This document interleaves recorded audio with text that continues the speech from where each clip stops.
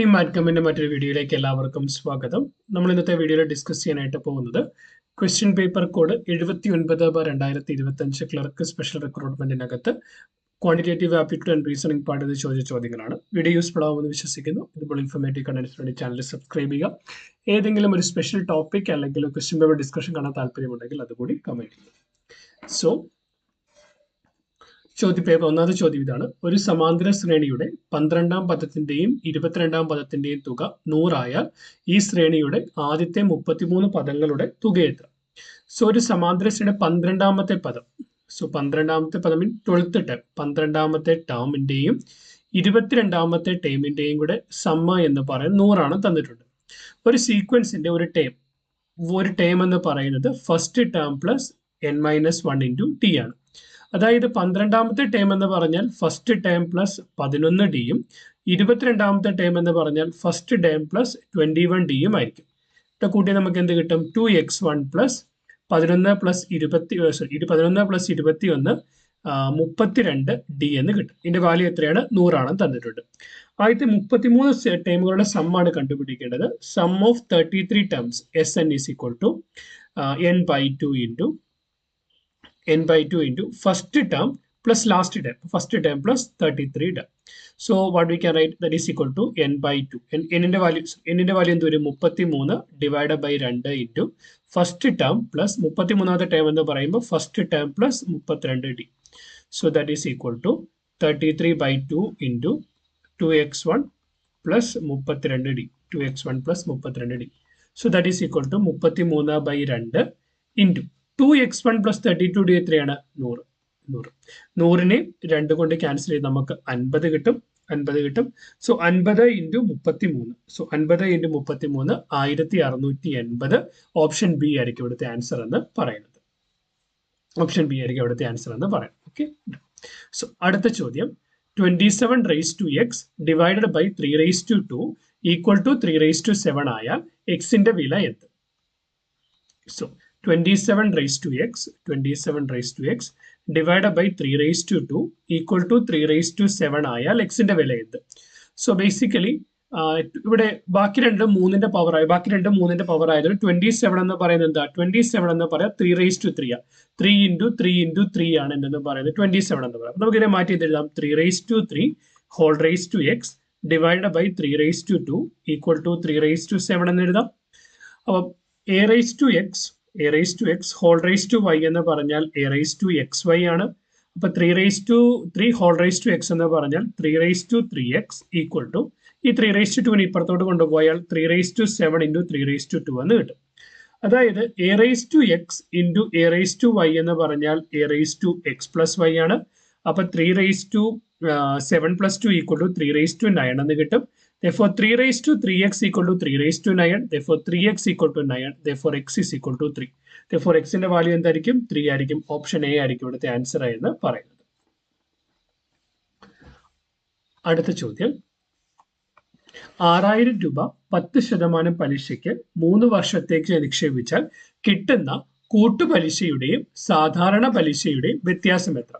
So അതായത് നമുക്ക് പലിശയിലുള്ള വ്യത്യാസമാണ് കണ്ടുപിടിക്കേണ്ടത്. 3 വർഷത്തേക്കുള്ള കൂട്ടുപലിശയും സാധാരണ പലിശയും തമ്മിലുള്ള വ്യത്യാസം. സോ നമ്മളിപ്പോൾ സാധാരണ പലിശ, സിമ്പിൾ ഇൻട്രസ്റ്റ് എന്ന് പറയുന്നത് principal amount into rate of interest into number of years ആണ് എന്തെന്ന് പറയുന്നത് പലിശ നിരക്ക് എന്ന് പറയുന്നത്. ഇവിടെ പ്രിൻസിപ്പൽ എത്രയാ? 6000 രൂപ ഇൻറ്റു റേറ്റ് ഓഫ് ഇൻട്രസ്റ്റ് എന്ന് പറയുന്നത് 10/100 ഇൻറ്റു എത്ര വർഷത്തേക്ക്? 3 വർഷത്തേക്ക്. ഒരു 0 ക്യാൻസൽ, ഈ ഒരു 0 6 ഇൻറ്റു 3 18 1800 എന്ന് കിട്ടും. സോ സാധാരണ പലിശ 1800 രൂപയെന്ന് വന്നു. അങ്ങനെയാണെങ്കിൽ 1800 രൂപയെന്ന് വന്നെങ്കിൽ നമുക്ക് ഇവിടെ നോക്കാം. എന്താണ് കൂട്ടുപലിശയിൽ മുഴുവൻ തുക എത്ര വരും നോക്കാം. കൂട്ടുപലിശ എങ്ങനെ കണ്ടുപിടിക്കാം? Principal amount into rate of interest. So അപ്പൊ എന്തൊരു പ്രിൻസിപ്പൽ എമൗണ്ട് എത്രയാണ്? പ്രിൻസിപ്പൽ എമൗണ്ട് എന്ന് പറയുന്നത് 6000 രൂപ. സോ പ്രിൻസിപ്പൽ എമൗണ്ട് എന്ന് പറയുന്നത് 6000 രൂപ ഇൻറ്റു 10% പലിശ എന്ന് പറയുമ്പോൾ തുക എത്രയോ? 110 ഡിവൈഡഡ് ബൈ 100. കാരണം 10% പലിശ 100 plus 10 110. So 110. Okay, 110 whole raise to 3. കാരണം എത്രയാണ്? 3 വർഷത്തേക്കാണ്. സോ ഒരു 0 ക്യാൻസൽ ചെയ്ത് കളയാം. ബാക്കി നമുക്ക് എന്ത് കിട്ടും? ബാക്കി നമുക്ക് 6000 ഇൻറ്റു 11/10 ഇൻറ്റു 11/10 ഇൻറ്റു 11/10 എന്ന് കിട്ടും. ഈ 3 ക്യാൻസൽ ആക്കി കളയാനായിട്ട് പറ്റും. ബാക്കി എന്തുണ്ട്? 6 ഇൻറ്റു 11 ഇൻറ്റു 11 ഇൻറ്റു 11. അപ്പൊ നമുക്ക് എത്ര കിട്ടും? നമുക്കത് 7986 എന്ന് കിട്ടും. അപ്പൊ ടോട്ടൽ എമൗണ്ട് ആണ് വന്നിരിക്കുന്നത്. അപ്പൊ 6000 രൂപയാണ് എന്ത് നിക്ഷേപിച്ച തുക. അപ്പൊ ഇതിൽ നിന്ന് 6000 കുറയ്ക്കുമ്പോൾ 1986 എന്ന് കിട്ടും. അപ്പൊ കൂട്ടുപലിശയിൽ 1986 രൂപയും സാധാരണ പലിശയിൽ 1800 രൂപയും കിട്ടും. അങ്ങനെയാണ് എങ്കിൽ രണ്ട് പലിശയും തമ്മിലുള്ള വ്യത്യാസം 1986 മൈനസ് 1800 എന്ന് പറയുമ്പോൾ 186 രൂപ ഓപ്ഷൻ ഡി ആയിരിക്കും കിട്ടുക. സോ ഈ കൂട്ടുപലിശയ്ക്ക് നമ്മൾ കണ്ടുപിടിക്കുന്നത് principal amount into 1 plus R/100 whole raise to n ആണ്. ഇതിൽ നിന്ന് പ്രിൻസിപ്പൽ എമൗണ്ട് കുറച്ചാൽ പലിശ കിട്ടും. അല്ലെങ്കിൽ P into 1 plus R/100 whole raise to n. R എന്ന് പറയുന്ന പലിശ നിരക്ക്, n എന്ന് പറയുന്ന നമ്പർ ഓഫ് ഇയേഴ്സ്, P എന്ന് പറഞ്ഞ പ്രിൻസിപ്പൽ എമൗണ്ട് എത്രയാണോ അത്. നെക്സ്റ്റ് അടുത്ത ചോദ്യം എന്ന് പറയുന്നത് 15 നോട്ട് ബുക്കുകൾ 330 രൂപയ്ക്ക് വാങ്ങിയാൽ 418 രൂപയ്ക്ക് എത്ര ബുക്കുകൾ വാങ്ങാനായിട്ട് കഴിയും? സോ എന്താണ് പറഞ്ഞിരിക്കുന്നത്? 15 ബുക്കുകളുടെ വിലയാണ് 330 എന്ന് പറഞ്ഞു. സോ 15 ബുക്കിന്റെ വില 330. അങ്ങനെയാണെങ്കിൽ ഒരു ബുക്കിന്റെ വില എന്ന് പറയുന്നത് 330 ഡിവൈഡ് ബൈ 15. അങ്ങനെയാണെങ്കിൽ 418 രൂപയ്ക്ക് എത്ര ബുക്ക് വാങ്ങാൻ പറ്റും? 418 ഡിവൈഡ് ബൈ ഒരു ബുക്കിന്റെ വില 330 by 15. So that is equal to 418 into 15 divided by 330.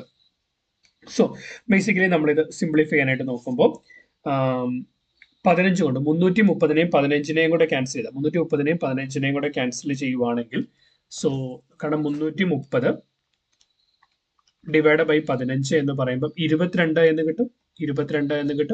ഇനി 418നെ 22 ഡിവൈഡ് ചെയ്താൽ 418നെ 22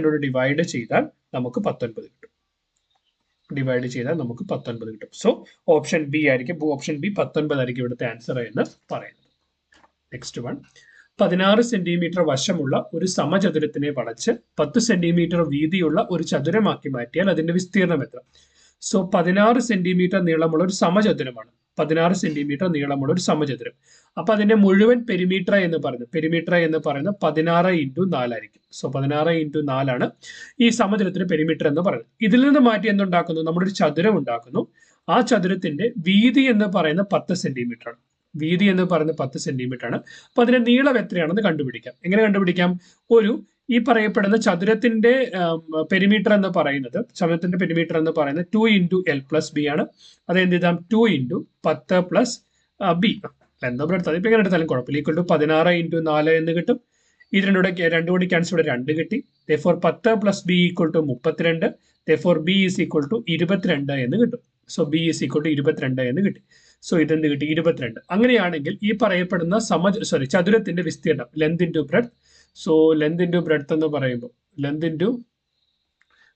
into breadth. So that is equal to 22 into 10 that is equal to 220. So option A 220 centimetre. 220 centimetre square.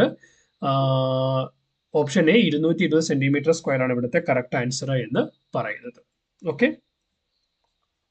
So next one, ഒറ്റയാണെ കണ്ടെത്തുക. 16, 81, 64, 256, 625. So അങ്ങനെ നോക്കുമ്പോൾ ഇവിടെ നമ്മൾ ഓരോ number വീതം നോക്കിയാൽ ഇപ്പം 16 എന്ന് പറയുന്നത്, സോ നമ്മൾ 16 എടുത്താൽ 16 എന്ന് പറയുന്നത് 4ന്റെ സ്ക്വയർ ആണ്. ദെൻ 81 എന്ന് പറയുന്നത് 9ന്റെ സ്ക്വയർ ആണ്. പക്ഷെ ഈ 16 എന്ന് പറയുന്ന 4ന്റെ സ്ക്വയറിനെ നമുക്ക് 2⁴ എന്ന് എഴുതാം. കാരണം 4 എന്ന് പറയുന്നത് 2 സ്ക്വയർ ആകുമ്പോൾ 2 square the whole square equal 2⁴ എന്ന് എഴുതാനായിട്ട് പറ്റും. ദെൻ 9 എന്ന് പറയുന്നത് 3ന്റെ സ്ക്വയർ ആണ്. 3ന്റെ square whole square equal to 3⁴ എന്ന് എഴുതാനായിട്ട് പറ്റും.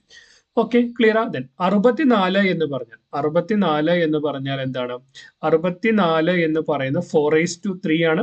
4 ഇൻറ്റു 4 ഇൻറ്റു 4 അല്ല, സോറി 4, 16, അല്ലെങ്കിൽ 64 എന്ന് പറയുന്നത് 4ന്റെ ക്യൂബാണ്. അല്ലെങ്കിൽ അതെന്താണ്? 8ന്റെ സ്ക്വയർ ആണ്. എങ്ങനെ വേണമെങ്കിലും നമുക്ക് എഴുതാനായിട്ട് പറ്റും. ഇനി 256 എന്ന് പറഞ്ഞാൽ 256 എന്ന് പറയുന്നത് 16ന്റെ സ്ക്വയർ ആണ്. 16 എന്ന് പറയുന്നത് 4ന്റെ സ്ക്വയർ ആണ്. 4ന്റെ square whole square that is equal to 4 raise to 4. Okay, then 625 എന്ന് പറഞ്ഞാൽ 625 എന്ന് പറയുന്നത് 25ന്റെ സ്ക്വയർ ആണ്. 25 എന്ന് പറയുന്നത് 5ന്റെ സ്ക്വയർ ആണ്. therefore 5 റൈസ് ടു 4 എന്ന് വരും. സോ 16 എന്ന് പറയുന്നത് 2 റൈസ് ടു 4 ആണ്. 81 എന്ന് പറയുന്നത് 3 റൈസ് ടു 4 ആണ്. 256 എന്ന് പറയുന്നത് 4 റൈസ് ടു 4 ആണ്. 625 എന്ന് പറയുന്നത് 5 റൈസ് ടു 4 ആണ്. ഒരു നമ്പറിന്റെ ഫോർത്ത് പവർ ആയിട്ട് അല്ലാതെ വരുന്ന ഏകവചന 64 മാത്രമാണ്.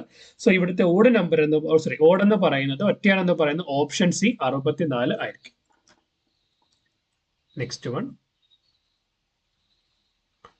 അടുത്തത് വിട്ടുപോയ സംഖ്യ കണ്ടെത്തുക. 7, 25, 61, 121. സോ 7, 25, 61, 121. സോ ബേസിക്കലി നമ്മൾ പെട്ടെന്ന് കാണുമ്പോൾ ഡിഫറൻസ് കണ്ടുപിടിക്കാനൊക്കെയാണ് ശ്രമിക്കുക. പക്ഷെ ഡിഫറൻസ് വളരെ വലുതായതുകൊണ്ട് അതിനകത്തൊരു സിഗ്നിഫിക്കൻസ് ഇവിടെ കുറവാണ്. ബട്ട് ഈ പറയപ്പെടുന്ന 7 എന്ന് പറയുന്നത് 2ന്റെ ക്യൂബ് -1, 2ന്റെ ക്യൂബ് 8, 8 -1. ഈ പറയപ്പെടുന്ന 25 എന്ന് പറയുന്നത് 3ന്റെ ക്യൂബ് -2, 3ന്റെ ക്യൂബ് എന്ന് പറയുന്നത് 27, 27 -2 എന്ന് പറഞ്ഞാൽ 25. ഇനി 61 എന്ന് പറയുന്നത് 4ന്റെ ക്യൂബ് -3, 4ന്റെ ക്യൂബ് 64, 64 -3 61. ഇനി 121 എന്ന് പറയുന്നത് 5ന്റെ ക്യൂബ് -4, 5ന്റെ ക്യൂബ് -4. അപ്പൊ 5ന്റെ ക്യൂബ് -4 എന്ന് പറയുമ്പോൾ എന്ത് കിട്ടും? 5ന്റെ ക്യൂബ് മൈനസ്. അപ്പൊ ഇത് നോക്കി 2, 3, 4, 5. അപ്പൊ അടുത്തത് വരും 6ന്റെ ക്യൂബ് 1, 2, 3, 4 -5. അപ്പൊ 6ന്റെ ക്യൂബ് എന്ന് പറയുമ്പോൾ എന്ത് കിട്ടും? 6ന്റെ ക്യൂബ് എന്ന് പറയുന്നത് 216, 216 -5, 216 211 കിട്ടും. അതായത് ഓപ്ഷൻ ഡി ആയിരിക്കും ഇവിടുത്തെ ആൻസർ എന്ന് പറയുന്നത്. അടുത്ത ചോദ്യം, 300 divided by 5 square, 300 divided by 5 square plus 1200 divided by 2 cube, 2 cube minus 2 square. So ഇത് പെട്ടെന്ന് കാണുമ്പോൾ ഒരു കോംപ്ലിക്കേറ്റഡ് ആയിരുന്നു, പക്ഷെ വളരെ സിമ്പിൾ ആണ്. നോക്കി, 300 divided by 5 square plus 1200 divided by 2 cube minus 2 square. So basically 5ന്റെ സ്ക്വയർ എന്ന് പറഞ്ഞാൽ 25, 2ന്റെ ക്യൂബ് എന്ന് പറഞ്ഞാൽ 8, 2ന്റെ സ്ക്വയർ എന്ന് പറഞ്ഞാൽ 4. ഇതിനെ നമുക്ക് മാറ്റി 3000 divided by 25 plus 1200 divide by 8 minus 4 എന്ന് എഴുതാനായിട്ട് പറ്റും. ബോർഡ് മാസ് റൂൾ അനുസരിച്ചിട്ട് ആദ്യം നമ്മൾ ചെയ്യേണ്ടത് എന്താണ്? ഡിവിഷൻ ആണ് ചെയ്യേണ്ടത്. ഡിവിഷൻ ചെയ്യുമ്പോൾ 3000നെ 25 കൊണ്ട് ഡിവൈഡ് ചെയ്താൽ 300നെ 25 കൊണ്ട് ഡിവൈഡ് ചെയ്താൽ 12, അപ്പൊ ഇത് 120 എന്ന് കിട്ടും. 1200നെ 8 കൊണ്ട് ഡിവൈഡ് ചെയ്താൽ 120 ഡിവൈഡഡ് ബൈ 8 എന്ന് പറയുന്നത് 15, അപ്പൊ 150. സോ അപ്പൊ എന്ത് കിട്ടി? 120 പ്ലസ് 150 മൈനസ് 4, 120 150 കൂട്ടിയാൽ 270 മൈനസ് 4 266. ഓപ്ഷൻ ബി ആണ് ഇവിടുത്തെ ആൻസർ എന്ന് പറയുന്നത്. അടുത്ത ചോദ്യം, 2007 ജനുവരി 1 തിങ്കളായാൽ 2011 ജനുവരി 1 ഏത് ദിവസം? സോ 2007 ജനുവരി 1, 2007 ജനുവരി 1 മുതൽ 2008 ജനുവരി 1 വരെ നമ്മൾ നോക്കും 365 ദിവസമുണ്ട്.